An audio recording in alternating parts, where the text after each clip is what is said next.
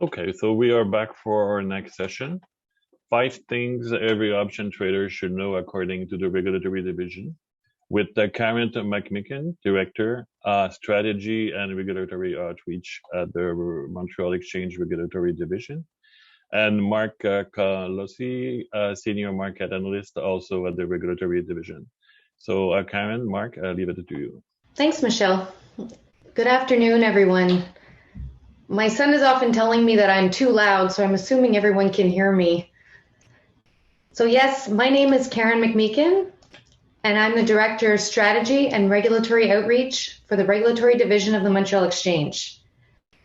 I have spent over 25 years in listed derivatives, occupying trading, operational, business development, and more recently, regulatory roles. My colleague, Marc Komlossy, Senior Market Analyst at the Regulatory Division and specializing in equity derivatives, has just as many years under his belt between working for TD Bank Direct Investing and the Montreal Exchange. Both he and I will be walking you through the 5 things that we think you should know from a regulator's perspective, illustrating our points in a question-answer kind of format. But first, of course, we need the disclaimer that what we will say is for informational purposes only and does not necessarily reflect nor represent the views or opinions of everyone at the TMX Group. So let's launch into question number 1. Who is monitoring the retail options market and how? Well, the short answer is we do, or at least our department does, and that is the Regulatory Division. But we are part of a larger Canadian regulatory ecosystem designed to promote the integrity of the markets and apply clear, fair, and consistent rules. Where we fit in the overall Canadian regulatory landscape pretty much looks like this. So the regulatory landscape in Canada starts with the Canadian Securities Administrators, the CSA, which is the umbrella organization for all provincial and territorial securities regulators. They coordinate and harmonize all the regulation of the Canadian financial markets. In turn, one of these provincial securities regulators is the Autorité des Marchés Financiers, or the AMF for short, which is the body that governs all securities regulation in Quebec. Next, there are 2 self-regulatory organizations under the AMF's oversight. The first one is not only subject to the oversight of the AMF, but all CSA members, the Investment Industry Regulatory Organization of Canada, or more commonly known as IIROC, which regulates trading activity on Canadian debt and equity marketplaces. Second is the Montreal Exchange, which is the SRO for derivatives trading in Canada. Furthermore, to preserve the independence of the self-regulatory function and to distinguish itself from the for-profit activities, the Exchange's regulatory tasks are performed by the Regulatory Division. The mission of the division is to ensure the integrity of the derivatives markets and promote a culture of compliance. But that's not to say the division doesn't work closely with the exchange. For example, the division communicates with the exchange's market operations department, which is a team of employees that monitors all listed products trading in real time. They will notify the division if they see that certain situations occur, and consequently, the division will take a deeper dive. So at the division, we are a staff of 30 employees that are split into the following groups, each with different responsibilities led by the Vice President and Chief Regulatory Officer. So the first group performs the core regulatory functions, which consists of examinations, where division staff conduct trade desk reviews of its approved participants, market analysis, that primarily focuses on market surveillance and insider trading monitoring, and investigations, which I think is pretty self-explanatory. Marc will further touch on these core functions a little later in the presentation.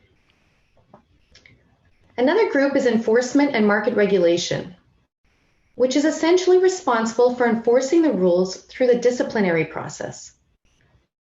This service also participates in introducing or amending the rules of the exchange. Next, the Systems and Data Service manages and maintains the technological roadmap and all the tools required to perform the core regulatory functions, such as our surveillance system. And rounding out the four groups is strategy and regulatory outreach. So this group coordinates the division's regulatory initiatives and serves as a dedicated resource to assist the approved participants in meeting their compliance needs and obligations. Now, I've been referring to approved participants. Who are approved participants? These are firms with direct access to the exchange and the trading system. They represent the entities that route client orders to the exchange, whether they be institutional or retail orders. There are conditions and criteria to becoming an approved participant, and their status must be approved by a governing committee. There are currently 62 approved participants situated in either Canada, the US, or the UK. The list may be found on the Montréal Exchange's website, and all approved participants are subject to the rules and regulations of the Canadian derivatives markets. So, next question. Is the Montréal Exchange really an anonymous market? The answer is yes. So the Montréal Exchange model has two distinct features. First, it is structured on a price basis, then on a first in, first out basis. What that means is priority is given to price and then time stamping. So for every given price, priority is given to the first order routed to the trading engine. Second, the Montréal Exchange's markets are also anonymous to everyone. Market participants can see the bid-ask prices in the order book, as well as the last price traded, but not who is behind them, market makers included. And I'm glad Ed touched on what market makers do during his previous session. And further to that point, market makers cannot see any orders before they hit the order book. We often get that question from the retail community. While they do not have that advantage over other market participants, you can be sure that the market makers have the technology to receive, digest, and respond to information a lot faster than the average trader or investor. And let's not forget, while the markets absolutely need liquidity providers such as market makers, they are a for-profit business. So their trading algorithms are programmed to make money. If it doesn't make economic or financial sense, they probably won't trade it. Now, to go off a little on the tangent of market makers and their obligations, because that's another frequently asked question, when it comes to market maker responsibilities, significant changes were made to the market making program in November of 2017. Outdated, ambiguous market maker obligations were removed from the rules and drafted more clearly and more thoroughly in contractual agreements between the exchange and market makers. With this, there was also a shift from imposing consequences for not being present to offering incentives meant to encourage not only presence, but better size and tighter spreads. As for monitoring market maker performance, the exchange has tools in place to verify that they are respecting the requirements set forth in their agreement. However, no agreement exists where a market maker is obliged to be posting markets at all times on all series. And if you're curious, the list of active market makers by options class is public and always available also on the exchange's website. And with that, I'm going to pass the mic over to Marc, who are going to walk you through questions 3 to 5. And then if time permits at the end, we'll take a look at the questions. Marc? Great. Thank you, Karen. So it's great to be with everyone here today. So going on to question 3, we want to ask, actually, is trading options dangerous?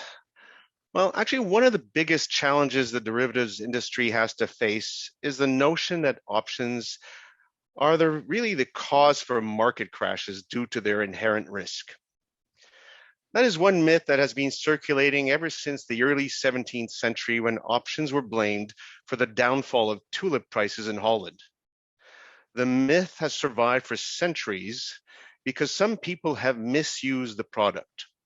Let's remember that options were designed to be risk-reducing tools. They are used essentially to hedge risk. Certainly, options trading does require a higher level of trading knowledge than basic stock trading. The real risk resides in the option trader who might not understand how to use them. Education is key to avoiding unnecessary risks. You should be aware of the potential risk and reward of each trade, as well as the probabilities of success. Okay, so you might tell yourself, I have read everything there is about options, I have the necessary funds to trade them, and I've planned out my trading strategy. But I'm still concerned, what protective measures are in place really on the Montréal Exchange that might prevent me from getting fleeced? Well, we're going to try to share some of those measures with you today. Firstly, the regulatory division, of which, of course, Karen and I are part of, is responsible for monitoring all trading activity of its product on a daily basis and ensuring that the country's only derivative market maintains its integrity, transparency, and credibility. Our team of analysts reviews potential manipulative trading activity on a real-time and on a T+1 basis. The team actually receives trading data alerts that necessitate further review based on predetermined parameters depending on the type of activity.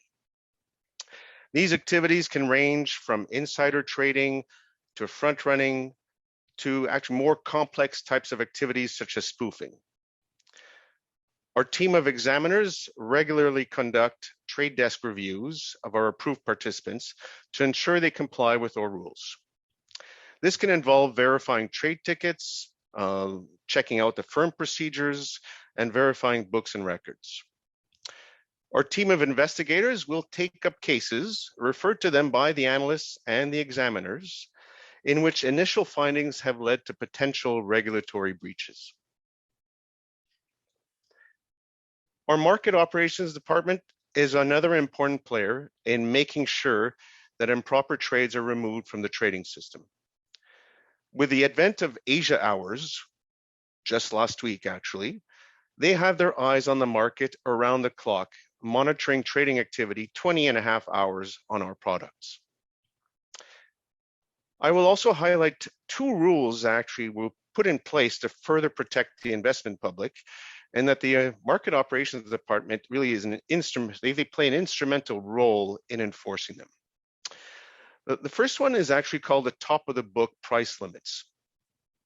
It's a process that was implemented in which each order is validated against the prevailing bid and offer. If the order is too far off a set percentage, it gets rejected. Another rule is a trade cancellation and amendment. The market operations, again, they can adjust, they have the power to adjust trade prices or cancel trades to mitigate market disrupting events caused by the improper or erroneous use of the trading system. It can also do so if a request to review a trade is submitted by a firm. These requests cannot come from individual clients. They must be initiated through the broker that you deal with. Once a request is received within the respected delays, the market operations department will determine whether the trade price was inside or outside an established no review range. If the trade price was inside the range, no modifications will be made. If the market operations department then determines that the trade was outside this range, an adjustment will be made to the limit of the no review range. If you want to know more about the no review ranges, these parameters can actually be found under the rules section of our website, which I will actually show you a bit later today. And finally, the regulatory division established position limits. These set a cap for the number of option contracts that a trader or entity can own. These rules are in place to prevent someone from using their ownership control via derivatives to exert undue pressure on the market. Now, moving on to question 4. What should a retail investor be aware of? Well, there are several topics here that we could broach with this question, but I thought today we would focus on 3 of the most common questions we receive at the exchange. The first one being, I sent a market order and was filled way beyond what I was expecting. What I usually tell clients who write in or phone in for that is, before sending your trade, always refer to the current bid and offer on that particular option series. Don't rely on the last trade information, as that information can be seriously dated. For some illiquid series, the last trade might have taken place weeks ago. A limit order might be the more appropriate type of order to avoid unexpected surprises at execution. Out of the money options can have extremely wide spreads, especially on the less active classes. Market makers are not obliged to tighten these spreads and might even widen them with increased volatility. And remember, if a trade was within the bid and offer that was quoted at the time, there is nothing we can do about that, or nor can your dealer. The second question that we often receive is, why was I assigned? There's still 2 weeks left to expiry on the contract. Well, a simple lesson to retain: with American style options, if you're in the money, you're at risk of being assigned at any time. At expiry, if you're 1 cent or more in the money, you will be assigned. And if you are long a position, you can be automatically exercised. That is, unless your broker has a procedure set up to block automatic exercises due to things like insufficient funds or insufficient stock. Based on recent the Options Industry Council stats, only 6% of option contracts get exercised. 70% of them get closed, and 24% expire worthless. One common misconception is that the Montréal Exchange is responsible for deciding what accounts get assigned. It is actually the Canadian Derivatives Clearing Corporation, also known as CDCC, that receives the exercise notices and assigns based on a random selection to clearing member accounts with open short positions. The firm, upon receiving the assignment notice, has set procedures on how to select the account. Several firms will use a random selection, but others can use a FIFO, a first in, first out methodology. Be aware that exercises tendered for series that are not expiring will usually occur on the day before a company's ex-dividend date, for the calls, that is, and on the ex-dividend date for the puts. For long calls, this would be because of the last chance really to get on a company's book of record in order to receive the next dividend payment. Long puts, it allows the holder to sell the underlying stock and retain the dividend payment by exercising on the ex-dividend date. And finally, the last question, I guess in our top 3 questions that we receive, is I'm interested in a certain option class, but I see 2 different listings for the same underlying asset. Why is that? And this is a question that I get not only from retail clients, but from firms. And let me start by talking about the symbology. So equity option symbology, as most of you are probably familiar with, is made up of the underlying asset symbol, followed by the expiry date, then a put or call designation, and finally the strike price. If you encounter a series that has an extra number between the underlying symbol and the expiry date, it is a class that has undergone a corporate action, such as an acquisition or a stock split. That number will most likely be a 1, but could also be a 2, 3, or 4, depending on the number of corporate actions that the company has been involved in, and there is still outstanding open interest on that class. So what do you need to know? Simple. Stay clear of these series unless you hold them already. There is no reason for you to open a position on these adjusted classes. They are meant for closing transactions only. Another important piece of information, market makers are not obliged to post quotes on these adjusted classes. So be careful. If you enter a trade, certainly a purchase order, and if you do it by mistake for that adjusted series, that trade will stand. And you will end up with a position whose deliverable is totally different than what you expect it to be, which would be 100 shares. So that takes us really to our last question. And let's talk about the resources that are available to an option trader. And Richard talked a bit about some of the tools earlier on at the when we first started the presentation today. But I thought I would actually go to our, let me switch over to our website now.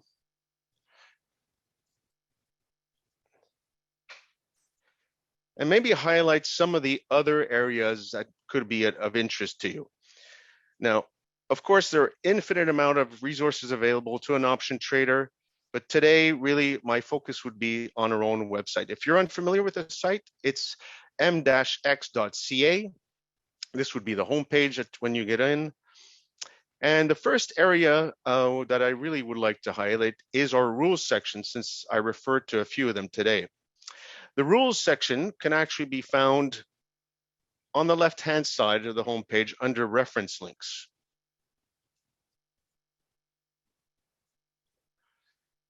The rules have been amended, modified a few times. So the link at the top of the page is the most recent one. And we have 13 chapters to our rules. So yes, if you're short in time, where do I want to focus my attention to? Well, a lot of the rules that I talked about today are actually under part 6, the trading rules, and under chapter B. So this is where you would find not only the trade cancellations and the price limits that I talked about, but any other trading type rules on our bourse.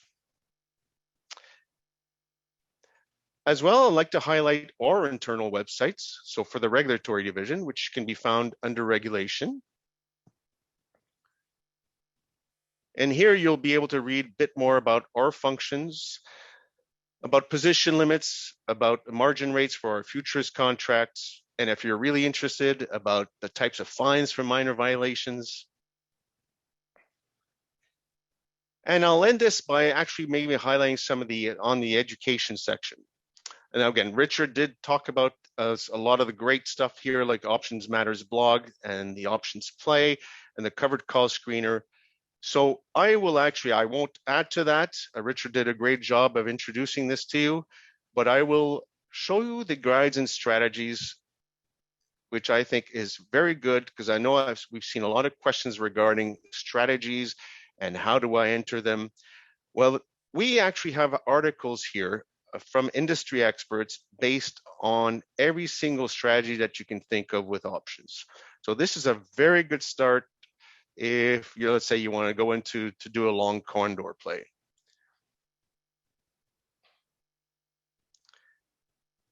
And finally, I'll just leave you with where to find more articles and newsletters. It's right off the guides and strategies page. And equity options will usually be at the bottom of this page. And here you'll find some of the latest articles, again, both by internal and external experts.